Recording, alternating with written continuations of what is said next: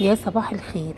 النهاردة هنعمل طريقة خيار سريعة وسهلة وهتتاكل بعد حوالي ساعة او ساعتين بالكتير قوي من عمايلها.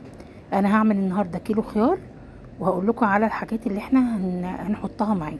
اول حاجة ده عندي كيلو خيار، المقاس بتاعه وسط، ده بيبقى احلى حاجة في الخيار، ولا تجيبيه الصغير قوي ولا الكبير. هتقسمي الخيارة زي ما انا قسمها قدامك كده وهتقطعيها.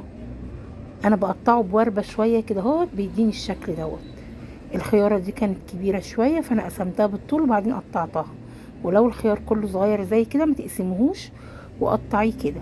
وفي ناس كمان يا جماعة بتخلله كده سليم وبتقطعه ساعة الاكل، بس انا بقول ايه، من اولها كده يتقطع عشان لما تيجي تاخدي منه على طول يبقى جاهز.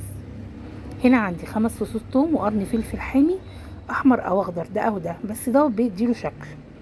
وقرن كمان انا هحطه مع التخليل بتاعه علشان خاطر ايه، لو حد عاوز يزود اي حاجه سبايسي كده من المخلل ياكلها.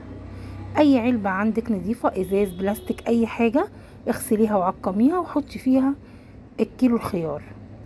انا متعوده احط في العلبه دي، بتاخد كيلو، فمتعوده ان انا احط فيها. كانت علبه جبنه عندي، اي علبه عندك او اي برطمان ازاز براحتك. هنحط الثوم والفلفل، والفلفل كمان اللي انا مقطعاه. وبعد كده هنحط باقي الحاجات اللي احنا هنحطها عليه. دي معلقه ملح كبيره كده كده. انت هتشوفي الملح في الاخر، لو لقيتي ان الميه بتاعه الخيار محتاجه ان هي تزود لها ملح براحتك يعني. فالحياء بتاع المخلل دوت على حسب ما انت بتحبي. واللي هيخلي الخيار يستوي بسرعه الميه المغليه اللي انا حطيتها عليه، يا دوبك ميه مغليه تغطيه. وحطيت حوالي معلقه خل، يبقى معلقه خل ومعلقتين ملح. وبعد كده الميه المغليه لقيته محتاج تاني رحت حاطه حبه كمان، ولقيته برضو محتاج ملح تاني رحت حاطه له كمان. زي ما قلت لك انت هتدوقي هتشوفي انت محتاجه ان انت تحطي له ملح ولا هو حلو كده. في الوقت دوت المفروض ان انت تغطي الخيار بسرعه عشان انا مش عايزه الميه تبرد خالص. وهسيبيه زي ما هو كده اهوت حوالي ساعه. هنا بعد ساعه او حوالي كان ساعه ونص، بصوا كان شكله عامل ازاي.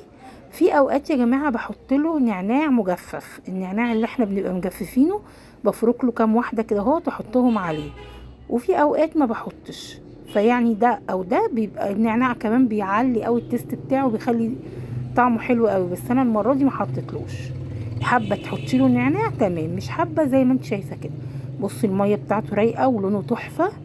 بصوا عامل ازاي. وكمان ايه يعني محافظ على القرمشه بتاعته، وكان طعمه حقيقي تحفه. جربيه واعمليه بنفس الطريقه دي في ثواني، هيبقى عندك مخلل حلو ونظيف وطعمه روعه وباسهل مما يمكن. ده كده الشكل بتاعه اهو. يلا الكل يعمل زيه، حلو جدا وسهل، وبألف هنا وشفا للي هيعمل زيه. ومع ألف سلامة، وأقابلكم في فيديو جديد.